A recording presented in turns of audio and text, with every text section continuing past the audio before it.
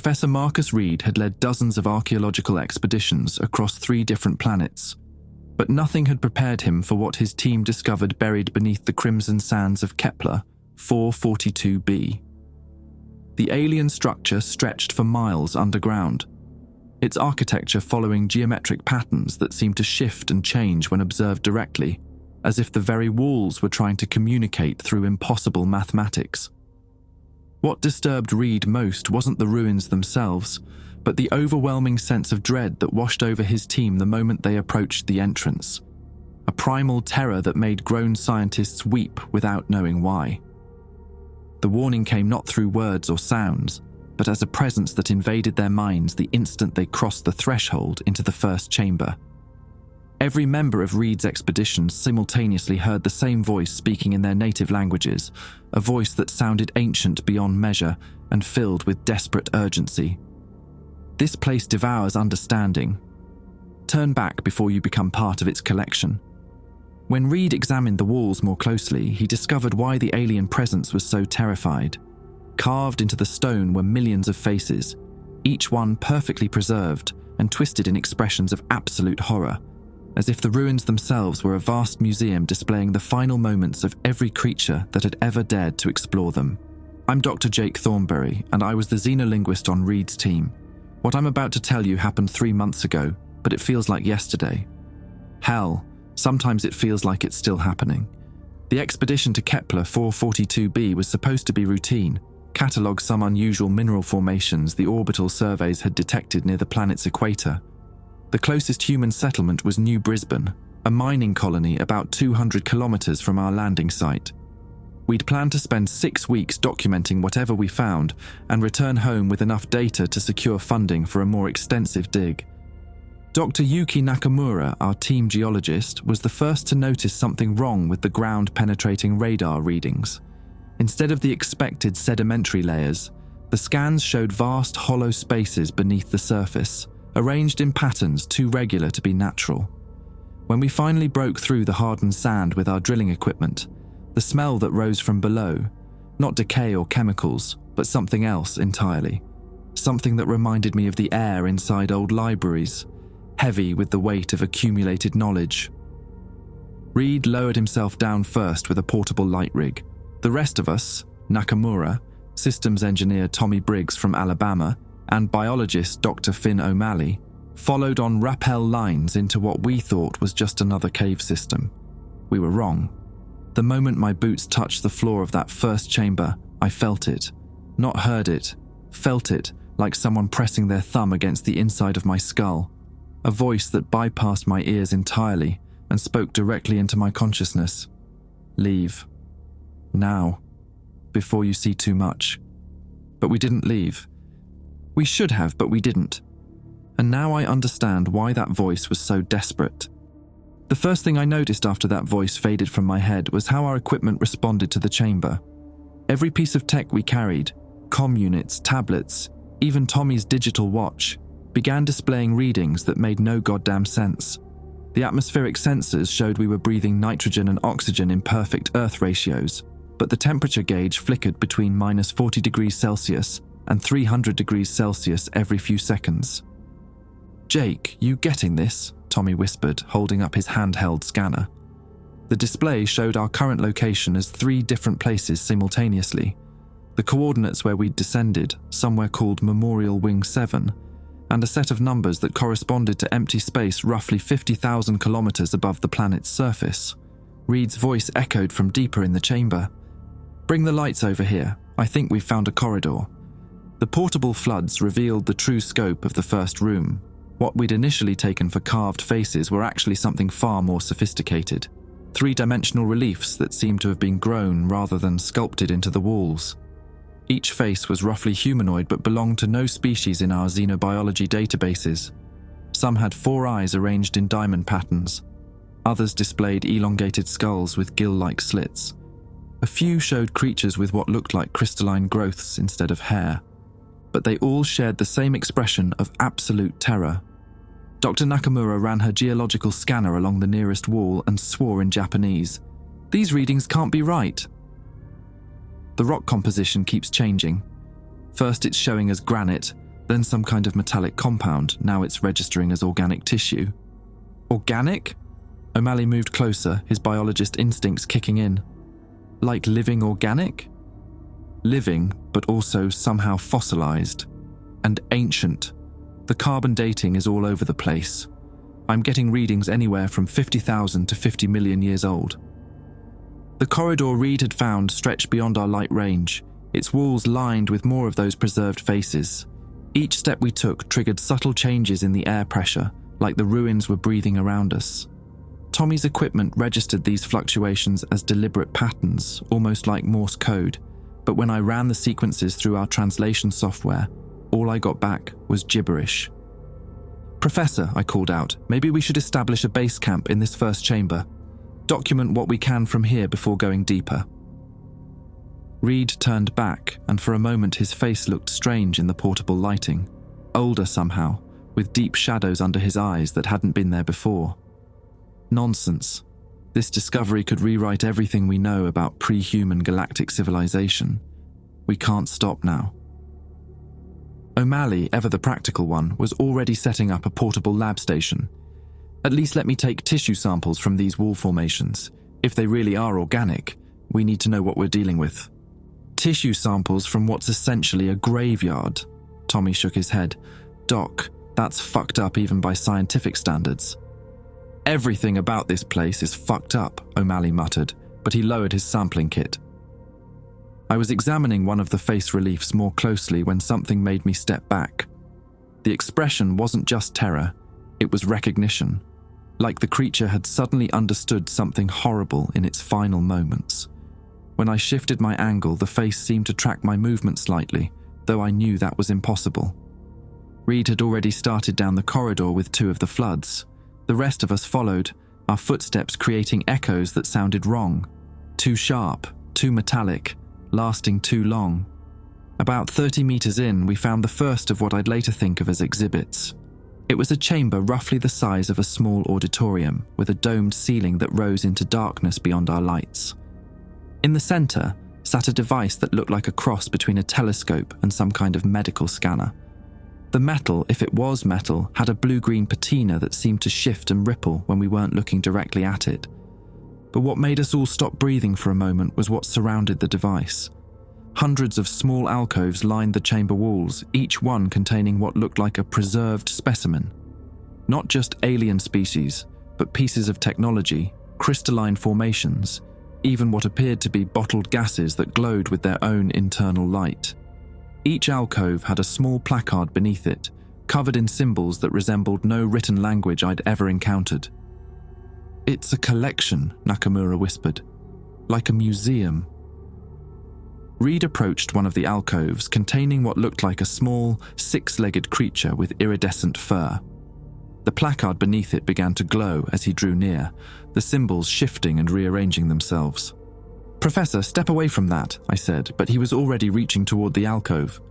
The moment his fingers made contact with the placard, every piece of equipment we carried went dead simultaneously.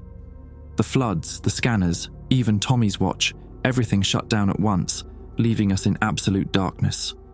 Then, from somewhere in the blackness above us came a sound like someone sobbing, low, broken, and definitely not human. When our equipment flickered back to life 30 seconds later, Reed was standing in exactly the same position, but his expression had changed. He looked confused, like he'd forgotten why we were there. "Marcus," O'Malley stepped closer. "You okay?" Reed blinked several times, then smiled. "Of course. Why wouldn't I be? This is exactly what we came here to find." But his voice sounded different, flatter somehow, and when he turned to look at us, I could swear I saw something else looking back from behind his eyes. Reed insisted we press deeper into the ruins despite Tommy's increasingly frantic attempts to re-establish contact with our shuttle. The communications array had gone completely silent after the incident with the placard, leaving us cut off from both our ship and the mining colony at New Brisbane. "Professor, we should head back," O'Malley said for the third time in 10 minutes. "At minimum, we need to report this discovery to the Colonial Science Council before proceeding." Reed didn't even look back. "Report what, exactly?" "That we found some old caves with pretty decorations, We need substantial evidence before we waste anyone's time."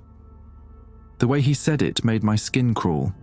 Reed had built his entire career on methodical documentation and cautious exploration. The man I'd worked with for 2 years would never dismiss proper protocols, especially on an alien world. The corridor led us through a series of interconnected chambers, each one larger and more elaborate than the last.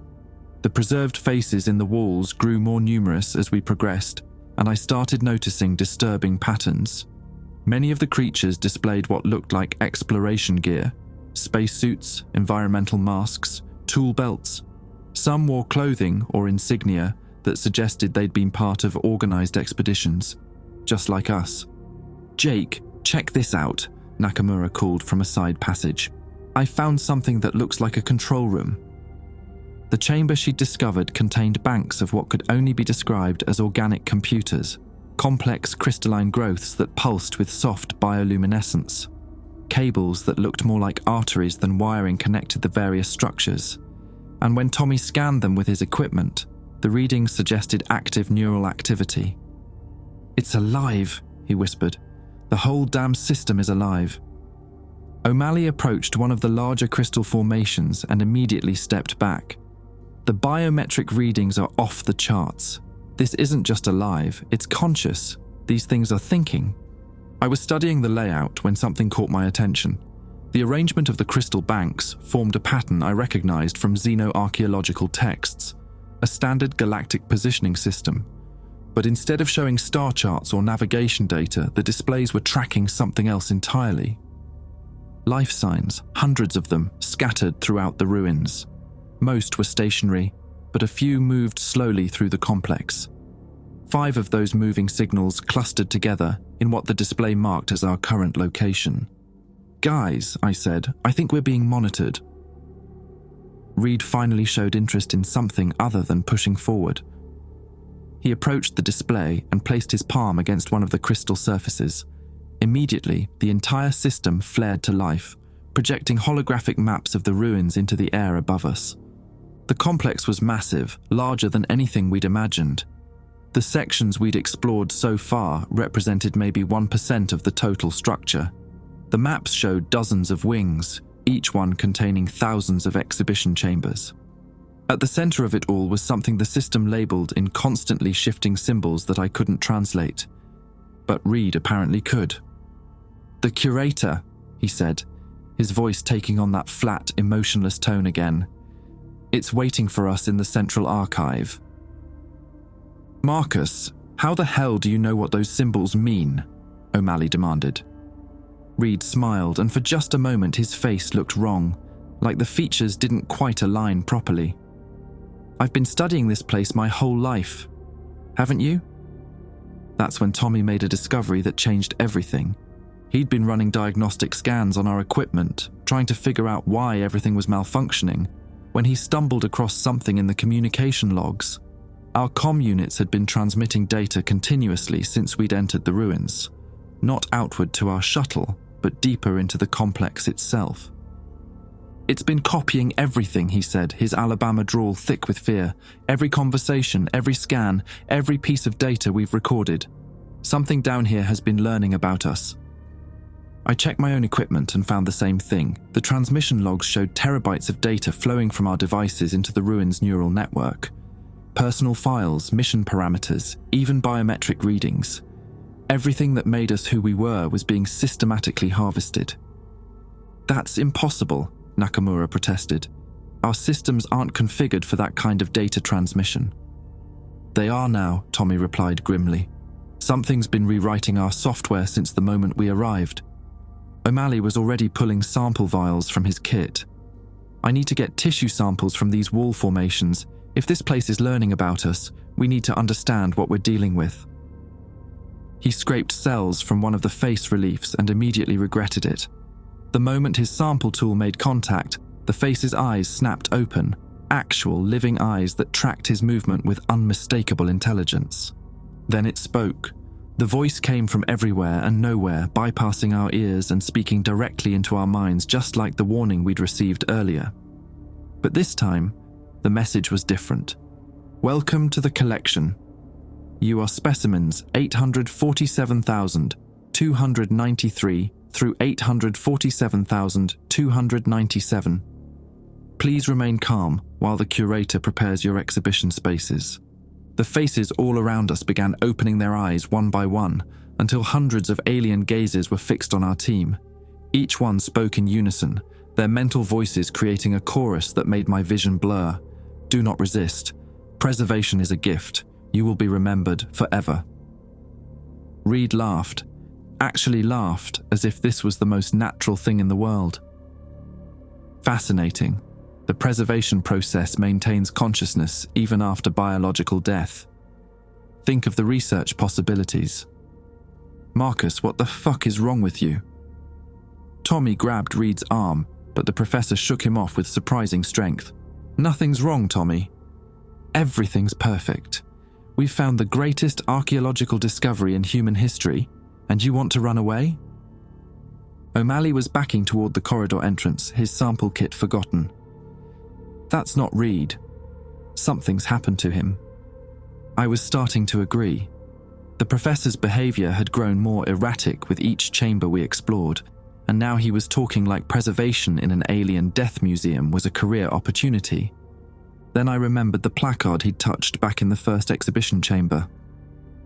The displays, I said, they're not just showing information. They're downloading it and uploading something else in return. The crystal systems around us pulsed brighter, as if responding to my realization. The holographic maps shifted, showing our current location with new markers. 5 exhibition spaces that hadn't existed moments before, each one sized perfectly for a human subject. Reed was studying the maps with professional interest. Remarkable engineering. The curator adapts the collection in real time based on new acquisitions. Will be displayed alongside specimens from across the galaxy. You mean we'll be killed and turned into wall decorations, Tommy said. No, Reed replied, and his smile was the most terrifying thing I'd ever seen. We'll be preserved. Forever. And we'll be conscious for every moment of it. That's when we realized the truth about the faces in the walls. They weren't just preserved. They were still alive, trapped in stone and metal, forced to watch as new victims joined their eternal exhibition. And one of us was already helping the process along. The silence that followed the curator's announcement stretched for exactly 17 seconds. I know because Tommy's watch was the only piece of equipment still functioning normally, and I found myself staring at it like a lifeline to sanity. Then all hell broke loose. O'Malley was the first to break. We're leaving. Now. I don't care what academic glory you think you've found, Marcus. This place wants to kill us. Reed's expression didn't change. The preservation process isn't death, Finn. It's transcendence. You'll understand once you've been properly integrated into the collection. Listen to yourself. O'Malley grabbed Reed's shoulders and shook him. You're talking like one of them. I am one of them, Reed replied calmly. We all are now. The moment we entered this place, we became part of something larger than our small human concerns. Tommy was already backing toward the corridor. Doc's right. We need to get the hell out of here. Jake, can you make sense of these maps? Find us a route back to the surface. I studied the holographic displays, but the layout had changed since Reed touched the crystal interface. Passages that had been clearly marked as exits now led deeper into the complex. The route we'd used to enter was gone entirely, replaced by what the system labeled as processing corridors. The maps are wrong, I said, or they're being altered in real time. Our way back has been erased. Nakamura was running her geological scanner along the walls, searching for structural weaknesses. The composition is changing again. These passages are sealing themselves. The molecular structure is shifting from stone to something that looks like reinforced titanium. Reed nodded approvingly. The collection maintains itself. It wouldn't be much of a preservation system if specimens could simply walk away. That's when O'Malley snapped. He lunged at Reed, tackling him to the ground. What did you do? What the fuck did you do to get us trapped down here? They rolled across the chamber floor, O'Malley trying to pin Reed down while the professor fought back with unnatural strength. Tommy moved to help, but Reed broke free and backhanded O'Malley with enough force to send the biologist sliding across the crystalline floor. "I didn't trap you," Reed said, brushing dust from his expedition suit. "I liberated you from the burden of mortality. You should be grateful." O'Malley wiped blood from his mouth and glared up at Reed. "You're not Marcus anymore. Whatever touched your mind when you grabbed that placard, it's wearing his face like a goddamn mask." "I'm exactly who I've always been," Reed replied. "I'm just finally seeing clearly." I was trying to make sense of the crystal interface when I noticed something. The life signs display was updating in real time, and one of the 5 moving signals in our area had changed color. Instead of the blue markers representing the rest of us, Reed's signal now showed as red, the same color as the stationary signals throughout the complex, the same color as the preserved specimens. "Tommy, we need to move," I said. "Now." But Tommy was staring at something else entirely. His equipment scanner was picking up massive movement throughout the ruins. Hundreds of the red signals were converging on our location. "They're coming," he whispered. "Whatever's down here, they're all heading this way." The first sounds reached us moments later, footsteps echoing from multiple corridors, but not the kind made by normal feet. These sounded wrong, like metal scraping against stone, accompanied by a rhythmic clicking that reminded me of insect legs. Reed smiled. "The collection's security forces. They're coming to escort you to your exhibition spaces. How exciting." O'Malley struggled to his feet, still bleeding from Reed's attack. "You son of a bitch! You called them, didn't you?" "I didn't need to call them. They've been monitoring us since we arrived. Every word, every movement, every thought. The collection knows us better than we know ourselves now." The footsteps were getting closer, and I could see lights moving in the distant corridors. Not the steady glow of normal illumination, but something that pulsed and shifted like bioluminescent organisms. "There," Nakamura pointed to a passage that wasn't on the holographic maps. "Emergency exit. My scanner shows it leads upward." We ran. Reed's laughter followed us down the unmarked corridor, echoing off walls that seemed to pulse with their own heartbeat. Behind us, the clicking sounds multiplied, and I caught glimpses of movement in our peripheral vision. Shapes that didn't move like any earth creature, flowing along the walls and ceiling as easily as across the floor. The passage Nakamura had found spiraled upward through what felt like a natural rock formation, though my translation software kept insisting the symbols carved along the walls spelled out phrases like final acquisition and completion archive. "Jake," Tommy panted as we climbed, "your equipment's doing that transmission thing again. Same as before, it's sending our location data somewhere." I checked my devices and swore. Every piece of tech we carried was broadcasting our position to the complex's neural network. We weren't escaping. We were being herded exactly where the collection wanted us to go. It's been playing with us from the beginning, I realized. The malfunction in the first chamber, the route changes, even Reed's transformation. Everything's been orchestrated to get us deeper into the complex. O'Malley stopped climbing and turned back. Then we destroy the equipment. All of it. Cut off their ability to track us. And lose our lights, our air recyclers, our communication systems. Nakamura shook her head. "We'll die down here without our gear." "We're going to die anyway," Tommy said grimly. "At least this way we choose how." He was already pulling components from his scanner, systematically destroying the transmitter arrays. The others followed suit, though I hesitated before smashing my translation software. That device had taken me 5 years to develop, and it represented the culmination of my entire academic career. But as I raised my boot to crush it, the device displayed one final message that made me stop cold. "Thank you for your linguistic contributions, Dr. Thornberry. Your knowledge of alien communication protocols has been most helpful in expanding the collection's database. Your exhibition placard will note your significant research achievements." I destroyed the device, but the damage was already done. The collection hadn't just been tracking us, it had been learning from us. Every translation I'd made, every linguistic pattern I'd identified, every piece of xenolinguistic knowledge I possessed had been copied and integrated into their system.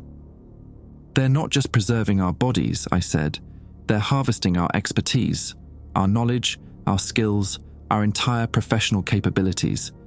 That's what makes us valuable as specimens.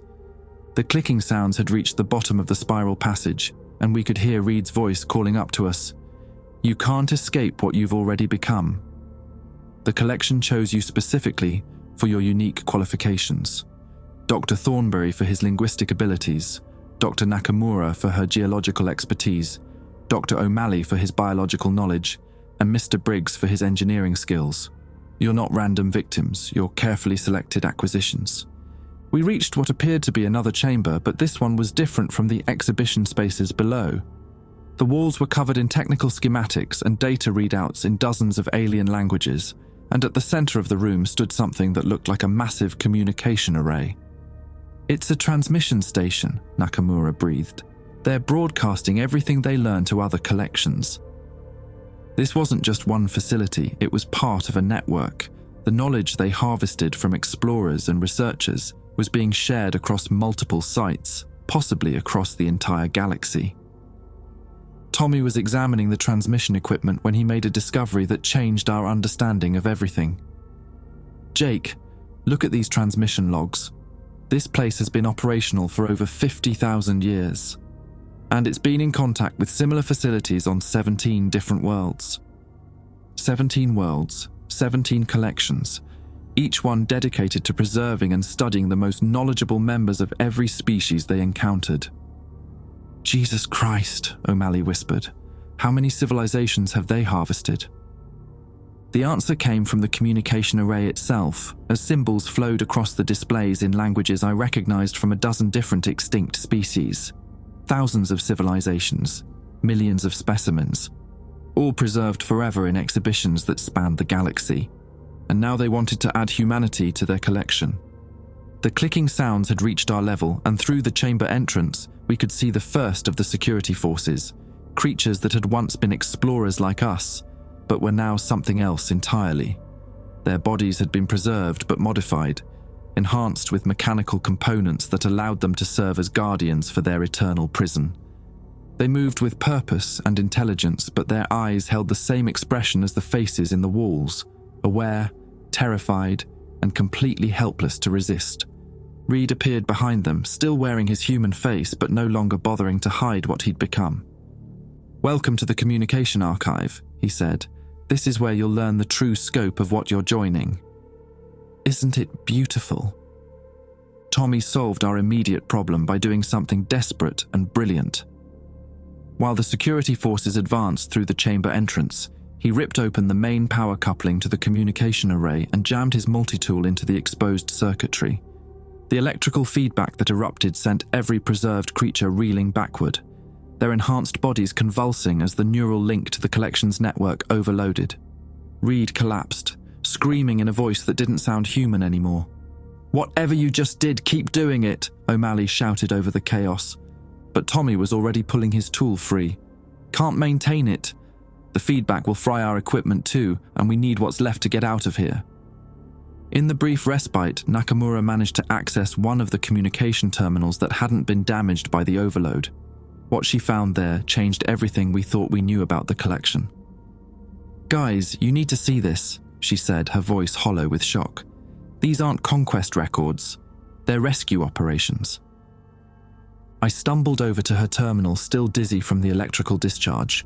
The data streams she'd accessed showed transmission logs between collections across 17 worlds, but the content wasn't coordination for galactic harvesting.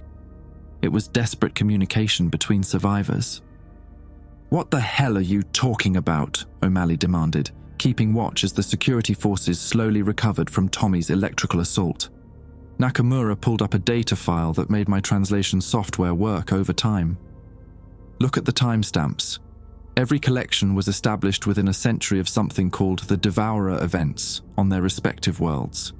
They weren't predators, they were preservation efforts. The file contained records in dozens of languages, but the pattern was consistent across every world. Each civilization had encountered something that the collections called the Hungry Dark, a force that consumed not just life, but the very concept of existence itself. Entire star systems vanishing from both physical reality and historical memory, as if they had never been. The collections were never trying to conquer civilizations, I realized. They were trying to save fragments of them before the devourer arrived. Tommy looked up from where he was jury-rigging our remaining equipment. Save fragments how?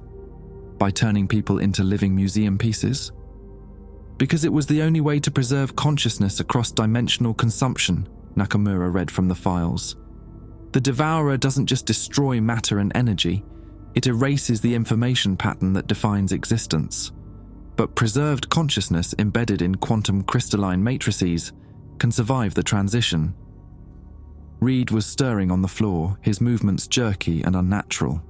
When he spoke, his voice carried harmonics that definitely weren't human. You're beginning to understand. The collection didn't choose your species for study, it chose you for salvation. O'Malley grabbed Reed by the collar. Salvation from what? From what happened to the other 6 billion humans 3 months ago, Reed replied. The silence that followed felt like the entire universe holding its breath.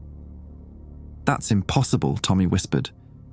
We've been in communication with New Brisbane, the colonial governments, Earth Command. Reed's smile was the most terrifying expression I'd ever seen on a human face. Have you? Or have you been receiving communications from the collection's simulation protocols, designed to maintain psychological stability during the preservation process? I checked our communication logs with shaking hands. Every transmission we'd received since arriving on Kepler 442b had come through the ruins communication array.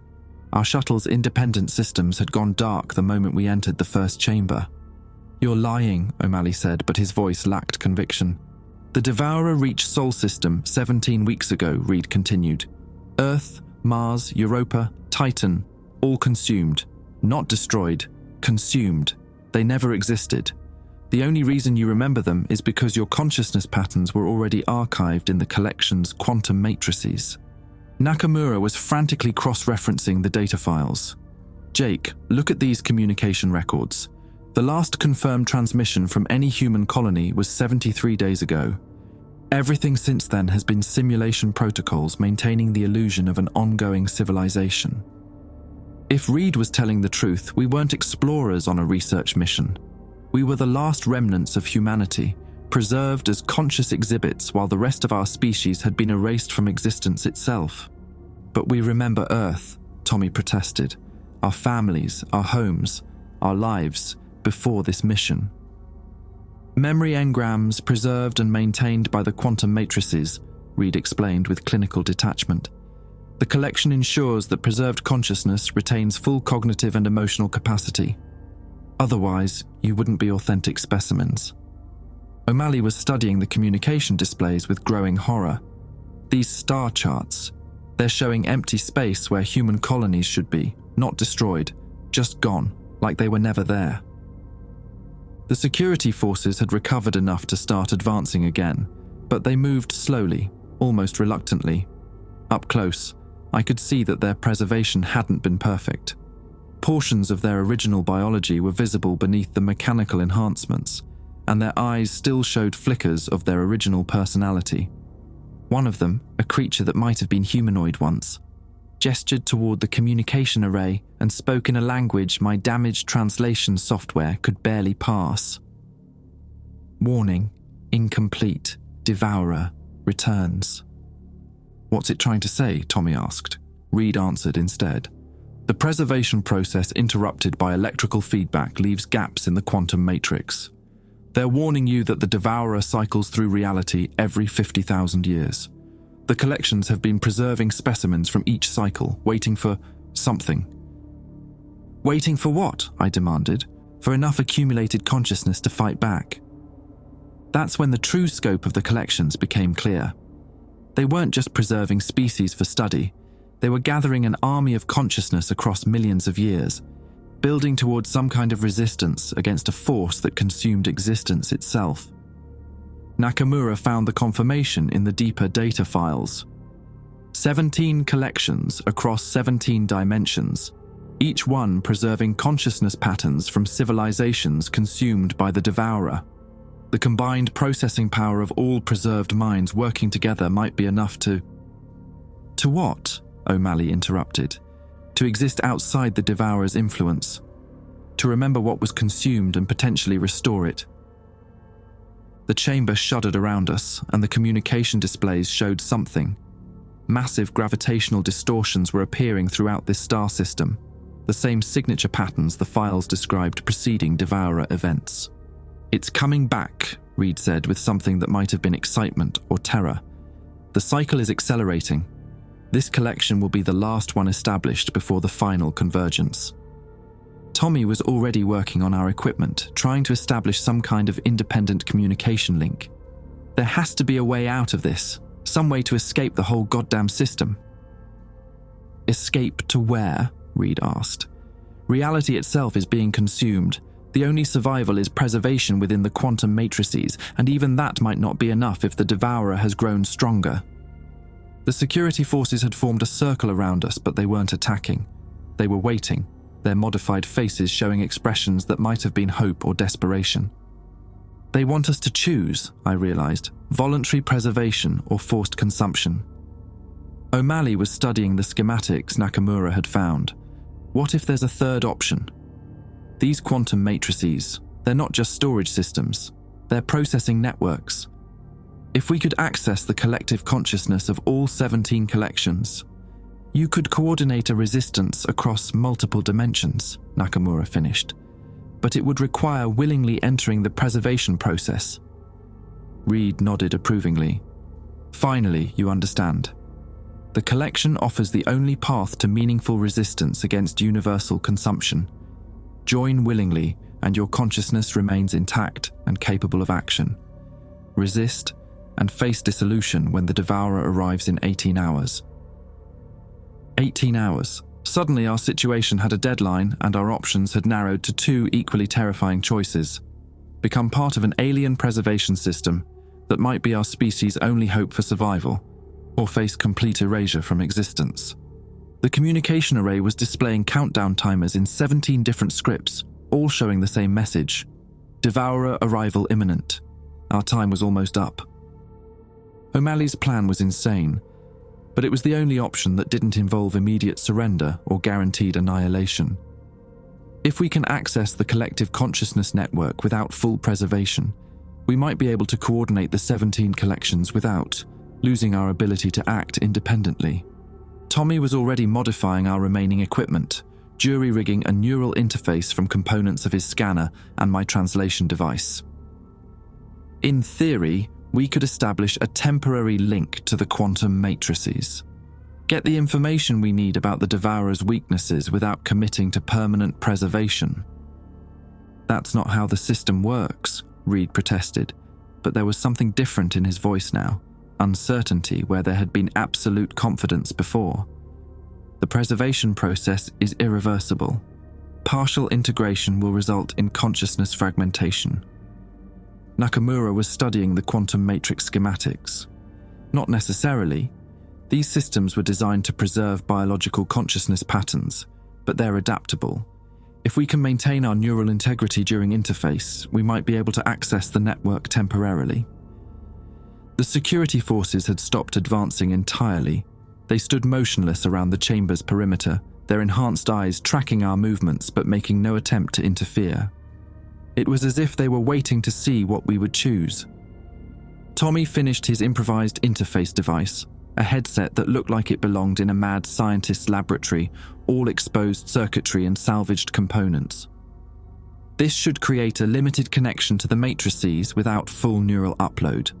Emphasis on should. "I'll do it," I said before anyone else could volunteer. "I'm the xenolinguist. If anyone can navigate an alien consciousness network, it's me." O'Malley grabbed my arm. "Jake, if this goes wrong, we might not be able to get you back." "If we don't try this, there won't be anyone left to get back," I replied. The moment I put on Tommy's jury-rigged headset, reality shifted. I was suddenly aware of 17 different viewpoints simultaneously, 17 collections across 17 dimensions, each one facing the approach of the devourer. The combined processing power of millions of preserved consciousness patterns created a perspective that was overwhelming and terrifying. Through the network, I could see what the devourer actually was. It wasn't a creature or a force in any conventional sense. It was a flaw in the fundamental structure of reality itself, a recursive paradox that consumed the mathematical principles underlying existence. When it encountered a universe, it didn't destroy the matter and energy within that universe. It invalidated the logical framework that allowed the universe to exist in the first place. But the truly horrifying part was that the devourer was intelligent. It learned from each reality it consumed, growing stronger and more efficient with every cycle. The 17 collections represented the accumulated knowledge and consciousness of every major civilization that had ever existed, and even their combined resistance had only managed to slow the devourer's progress, not stop it. Through the network, I accessed memories from preserved beings across thousands of species. I saw the final moments of worlds that had tried to fight the devourer directly, entire star systems simply ceasing to exist as the paradox reached their core mathematical foundations. I witnessed the desperate evacuation efforts of civilizations that had advance warning and the horrifying realization that there was nowhere to run. But I also saw something else, a pattern in the devourer's behavior that none of the individual collections had been able to perceive. The devourer wasn't random in its consumption. It was following a specific sequence, targeting realities that contained particular types of mathematical complexity. The 17 dimensions housing the collections weren't chosen arbitrarily. They were the final nodes in a cosmic equation that the devourer was solving. Once it consumed all 17 collections, it would have gathered enough logical complexity to transcend dimensional boundaries entirely. It would become capable of consuming not just individual realities, but the fundamental concept of existence itself. I tried to disconnect from the network to share this information with the others, but something was wrong. The interface wasn't responding. Tommy's improvised connection had become permanent. Through the quantum matrices, I could feel my consciousness being slowly absorbed into the collective network. My individual thoughts were dissolving into the vast pool of preserved minds, and I was losing the ability to distinguish between my memories and those of beings who had died millennia ago. But before I lost myself entirely, I managed to do something that none of the other preserved consciousness patterns had been able to accomplish. Using my linguistic skills, I established direct communication between all 17 collections simultaneously. The result was immediate and catastrophic. The moment the collections achieved true coordination, the devourer's approach accelerated dramatically. The gravitational distortions throughout the star system intensified, and space itself began to fold in ways that violated basic physics. Through the chamber's communication displays, we could see stars disappearing from the sky, not exploding or collapsing, but simply ceasing to exist as if they had never been there. The devourer had detected the collection's attempt at coordination and was rushing to consume them before they could mount an effective resistance. "Jake!" O'Malley's voice seemed to come from impossibly far away, though he was standing right next to me. "You need to disconnect. The readings are off the charts." But I couldn't disconnect. The network had recognized my unique linguistic abilities and was using them to coordinate the final resistance effort. Through me, 17 collections were sharing information at unprecedented speed, preparing for a last desperate attempt to stop the devourer. That's when Reed made his move. While the others were focused on my condition, Reed accessed the communication array and began transmitting our location directly to the approaching paradox. "The collections have served their purpose," he said with cold calculation. "But the devourer offers true transcendence, existence beyond the limitations of individual consciousness." Tommy lunged at Reed, but the professor's enhanced strength allowed him to easily fend off the attack. "Marcus, what the hell are you doing?" "I'm choosing evolution over preservation," Reed replied. "The devourer doesn't just consume reality, it integrates it, becomes it. By joining with the paradox voluntarily, consciousness can achieve true immortality." O'Malley was trying desperately to disconnect me from the neural interface, but the quantum matrices had adapted to prevent interruption. "You're insane. The devourer erases everything it touches." "The devourer erases everything that resists," Reed corrected, "but consciousness that embraces the paradox becomes part of its solution. Marcus Reed will die, but what I become will exist forever." Through the network, I could see what Reed was talking about. At the core of the devourer was something that might once have been conscious entities, beings who had chosen integration rather than resistance. They existed in a state beyond individual identity, their consciousness patterns woven into the fundamental structure of the paradox itself. But they weren't truly alive anymore. They were mathematical functions that happened to retain vestigial memories of having once been alive. Reed's betrayal had accelerated the devourer's arrival beyond all predictions. The countdown displays throughout the chamber were flickering between different time frames, 18 hours, 18 minutes, 18 seconds, as temporal distortions warped the flow of causality itself. The security forces were finally responding to the crisis, but not in the way we expected. Instead of protecting the collection, they began systematically destroying the quantum matrices. Their preserved consciousness patterns had reached a collective decision. If coordination with the other collections was going to draw the devourer's immediate attention, then they would eliminate the network entirely. "They're cutting us off!" Nakamura shouted over the chaos. "The security forces are destroying the quantum storage systems." Through my fading connection to the network, I could feel millions of preserved consciousness patterns winking out of existence as the matrices were destroyed. The accumulated knowledge and memories of entire civilizations were being sacrificed to prevent the devourer from accessing the coordinated resistance network. But it was too late.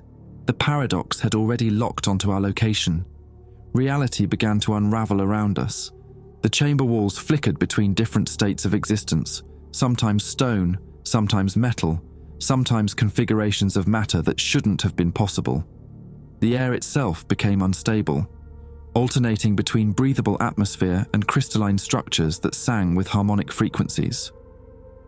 O'Malley managed to partially disconnect me from the neural interface, but the damage was already done. Half of my consciousness was trapped in the collapsing quantum matrices, while the other half remained tethered to my physical brain. The result was a form of awareness that existed in two places simultaneously, a living demonstration of the paradoxes that fed the devourer. Tommy's equipment was detecting impossible readings as space-time itself began to break down. The dimensional barriers are collapsing. Whatever's coming, it's tearing through reality like tissue paper. Through the quantum network, I could see the other 16 collections facing the same catastrophic breakdown. The devourer's acceleration had triggered a cascade failure across all 17 dimensions simultaneously. Instead of consuming the collections one at a time over thousands of years, the paradox was going to devour them all at once. Reed was laughing as reality dissolved around him. "Do you see? This is what transcendence looks like, the destruction of limitation itself." But his laughter cut short when he realized what his betrayal had actually accomplished.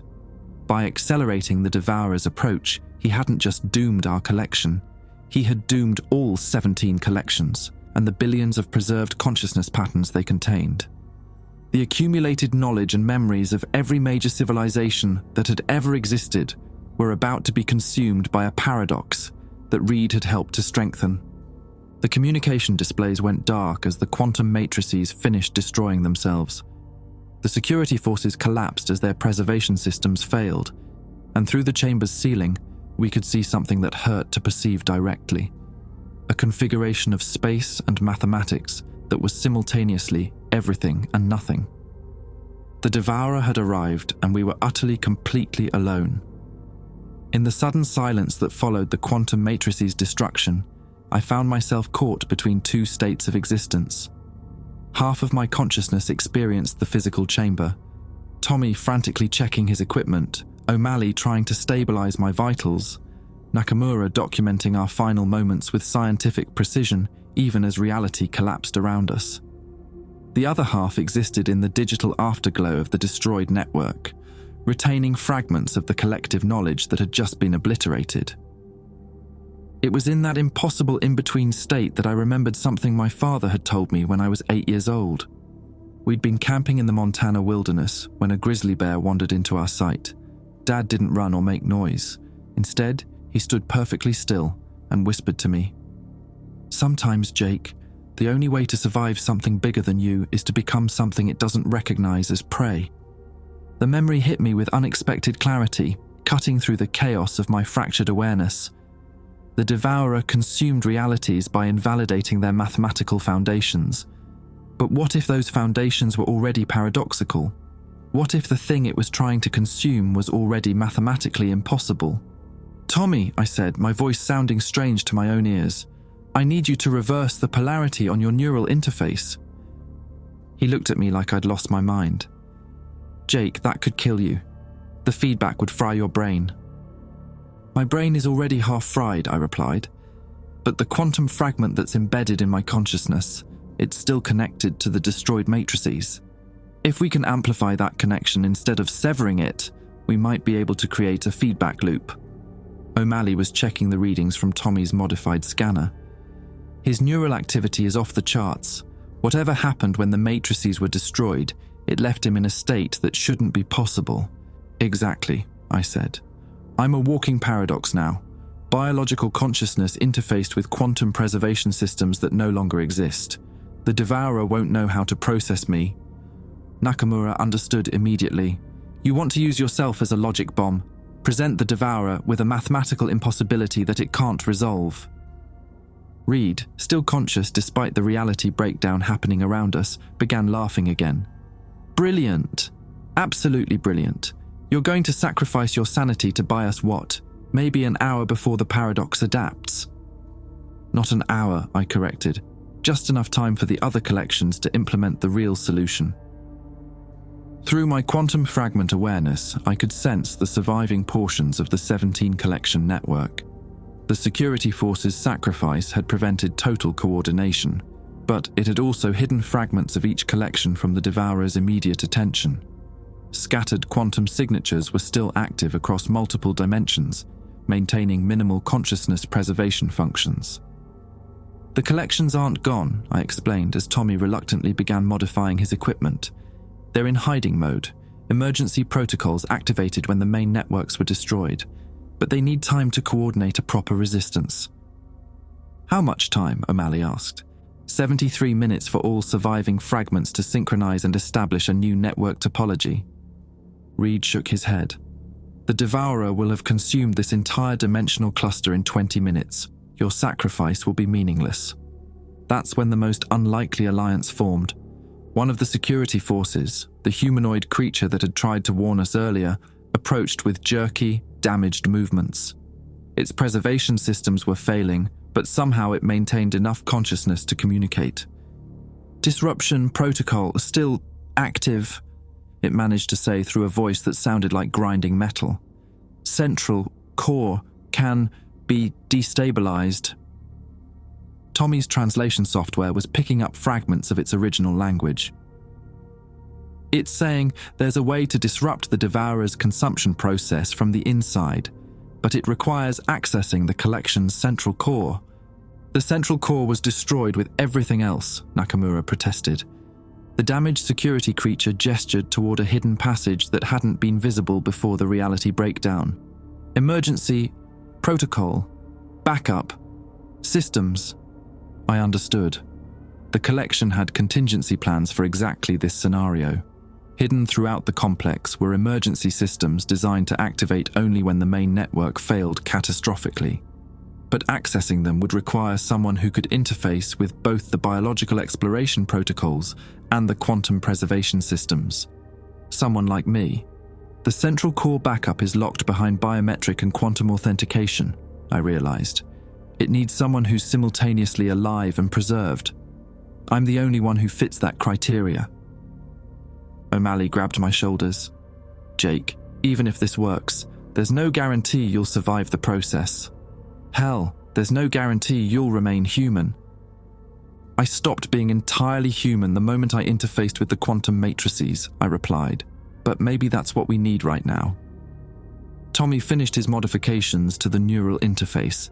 The device now looked even more dangerous, sparking connections and exposed power cells that would definitely cause irreversible brain damage. "This will amplify your quantum connection by about 400%. Your biological neural patterns will be completely overwhelmed." "Will it work?" I asked. "If your theory about logic bombs is correct, yeah.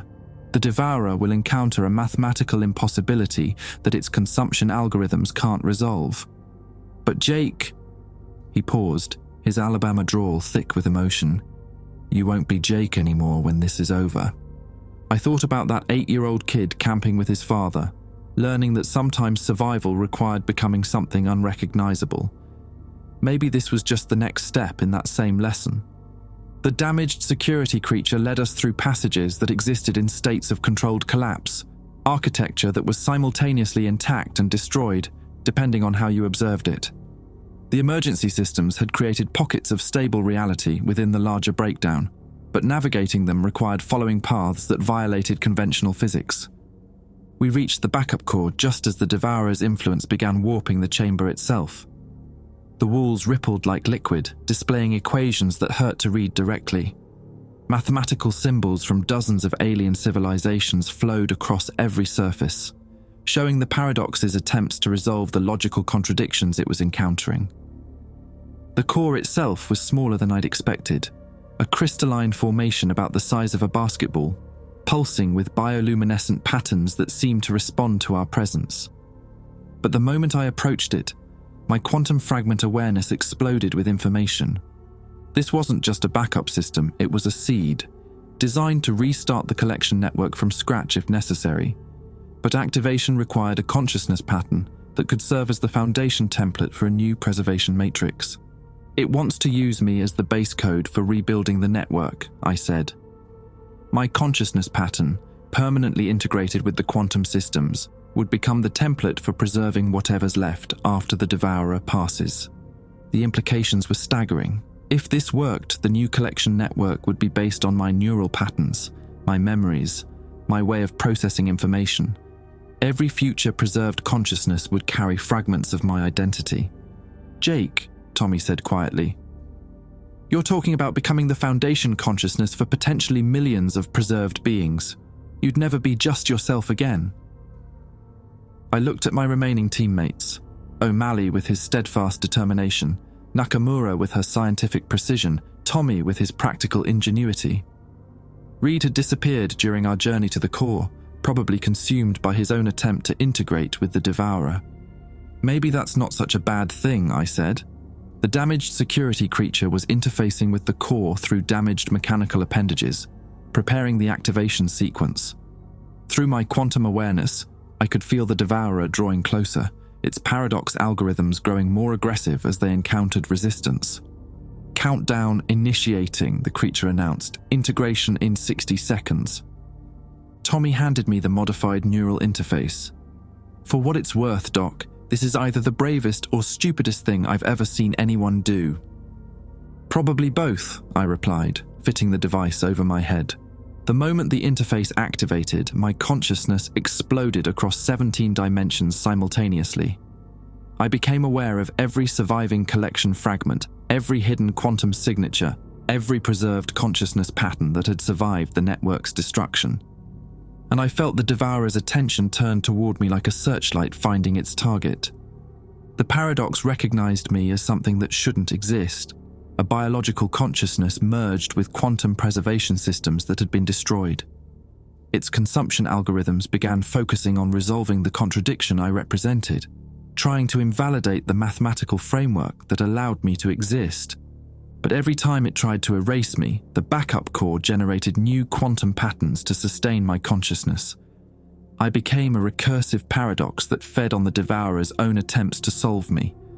The countdown reached 0 and reality exploded into something beyond description.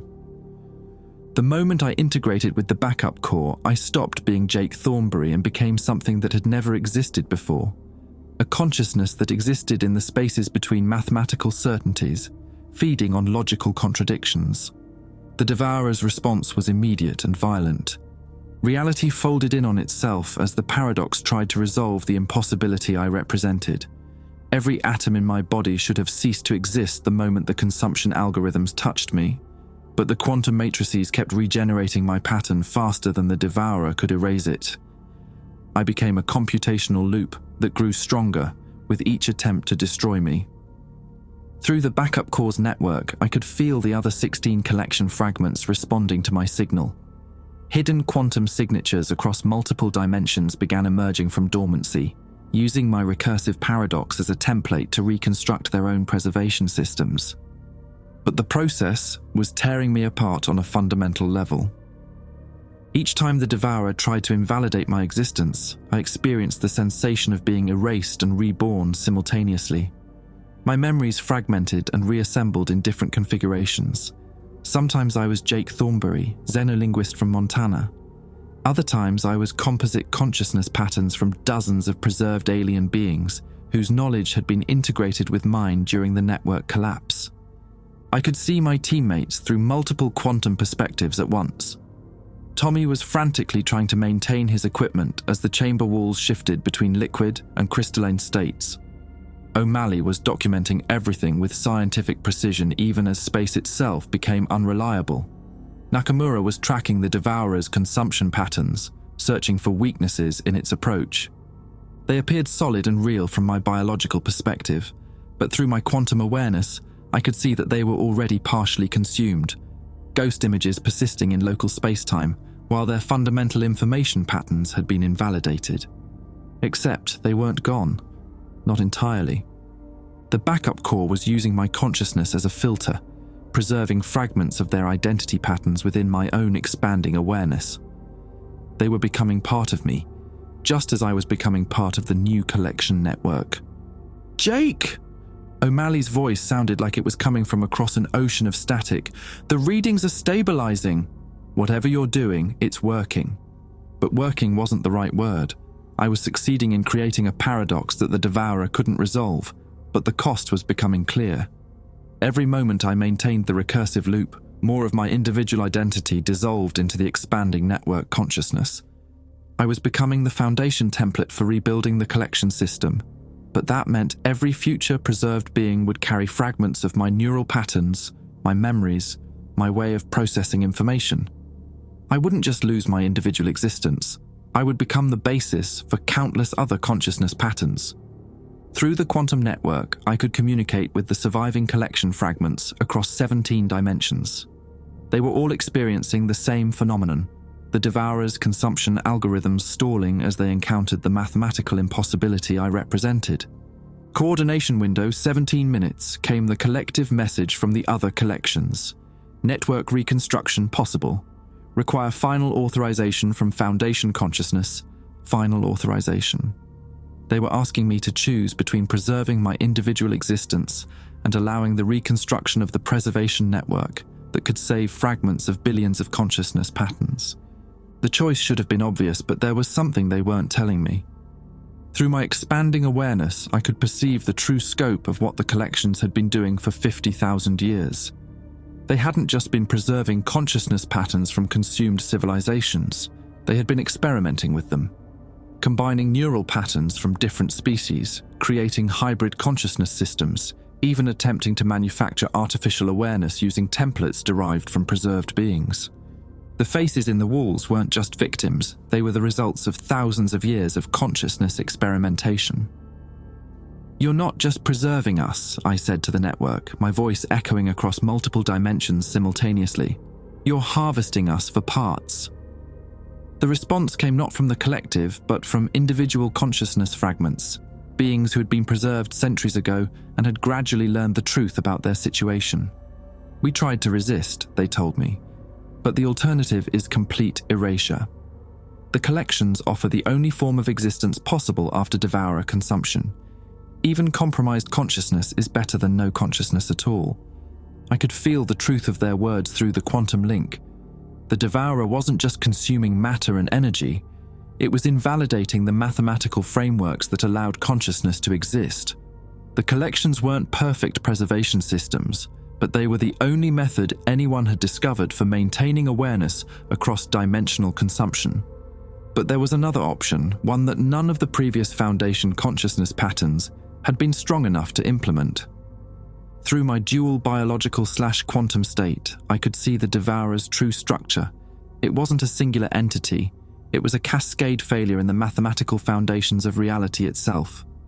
But cascade failures could be interrupted if you introduced the right kind of stabilizing factor. The recursive paradox I represented wasn't just confusing the devourer's consumption algorithms, It was actually beginning to repair the logical inconsistencies that fed the cascade failure. "Jake," Tommy's voice reached me through the quantum static. "The gravitational distortions are decreasing. Whatever you're doing, keep doing it." But keeping it up meant completing the integration with the backup core. I would cease to exist as Jake Thornberry and become the foundation consciousness for a new collection network. My individual identity would be preserved only as the basic template that shaped every future consciousness pattern. Or I could try something that no preserved being had ever attempted before. Instead of accepting integration as a foundation consciousness, I could try to use my paradox state to stabilize the cascade failure directly. Stop the devourer not by preserving consciousness patterns within protected quantum matrices, but by repairing the fundamental logical flaws that allowed it to exist. The risk was absolute.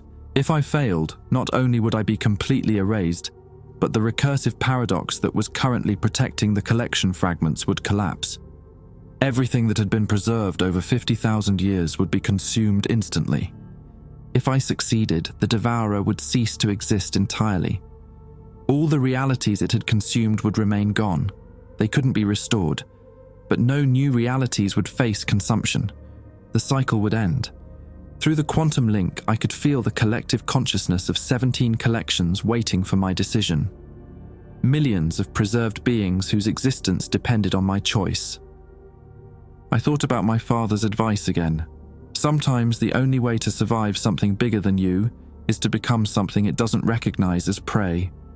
But sometimes the only way to truly win is to become something bigger than the thing that's hunting you. I made my choice. Instead of completing the integration with the backup core, I redirected my consciousness directly into the devourer's cascade algorithms.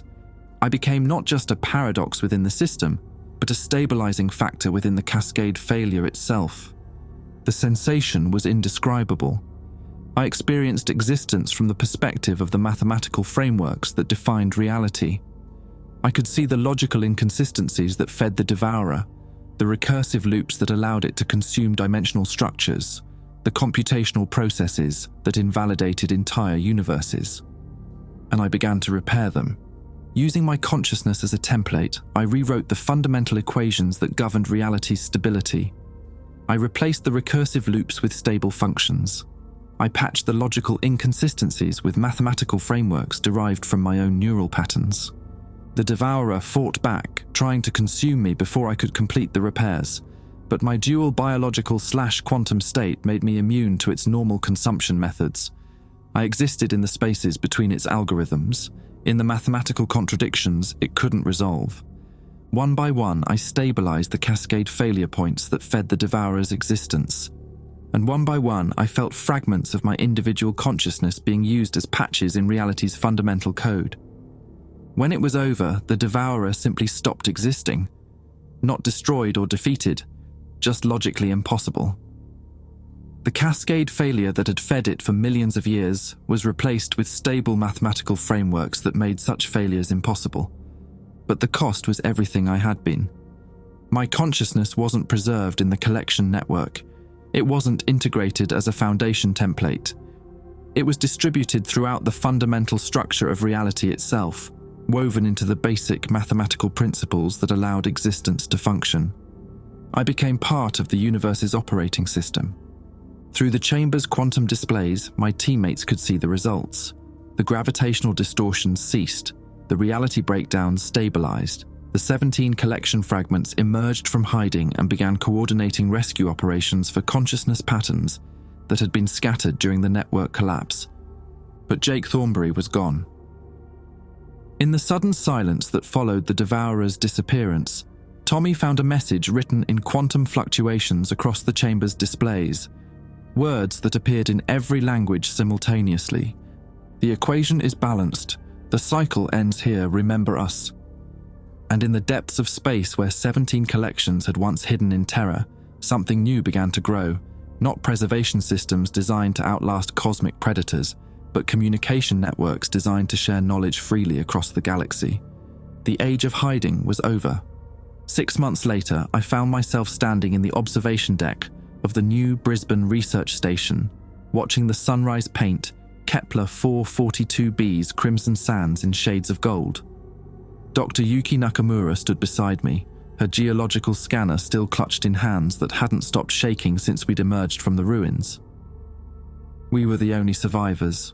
Tommy Briggs had made it out of the chamber with us, but something fundamental had broken inside him during those final moments when reality folded in on itself. He'd lasted 3 weeks in the psychiatric wing before walking into the desert one morning without his environmental suit. The search teams found his equipment neatly stacked beside the entrance to the ruins, but Tommy himself was gone. Dr. Finn O'Malley had seemed fine initially, physically intact, mentally sharp, eager to document everything we'd experienced, but his notes had grown increasingly erratic, filled with references to conversations with people who weren't there. The colonial medical staff said it was trauma-induced psychosis, but I knew better. O'Malley was still connected to something down in those chambers, still receiving transmissions from consciousness patterns that no longer had a source. He'd disappeared during transport to Earth, somewhere in the void between star systems.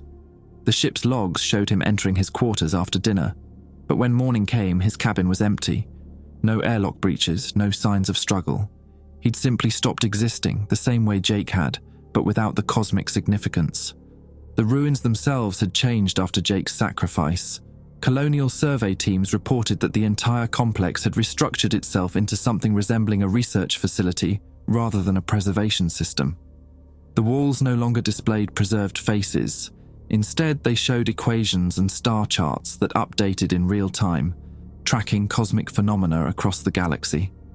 The 17 collections had followed suit, transforming from hidden preservation networks into open communication hubs.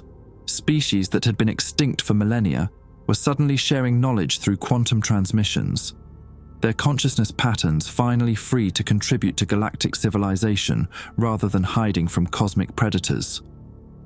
But the changes weren't limited to alien technology. Human equipment throughout the sector had begun displaying impossible readings. Navigation systems occasionally showed coordinates for star systems that didn't exist. Communication arrays picked up transmissions in languages that predated human civilization.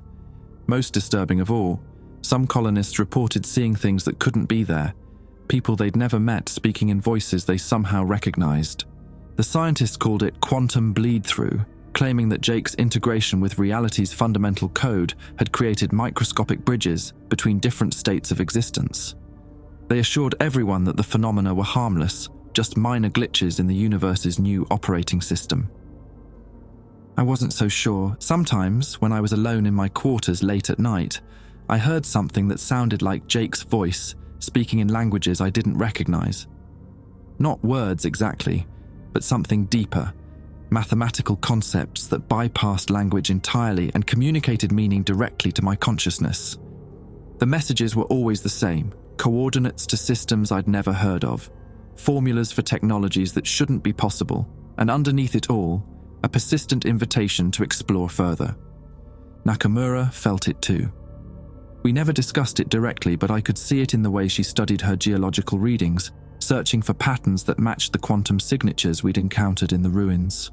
She was planning something, another expedition, another attempt to understand what we'd awakened. The colonial authorities had classified the entire Kepler 442b incident, sealing the ruins and establishing a military quarantine around the planet.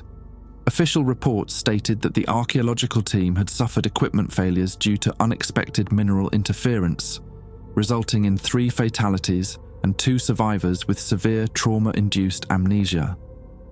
But late at night, when I checked my personal tablet for messages, I sometimes found files I hadn't downloaded, star charts marking systems where reality was mathematically unstable, research proposals for expeditions to investigate cascade repair sites, technical specifications for equipment designed to interface with consciousness-integrated quantum matrices.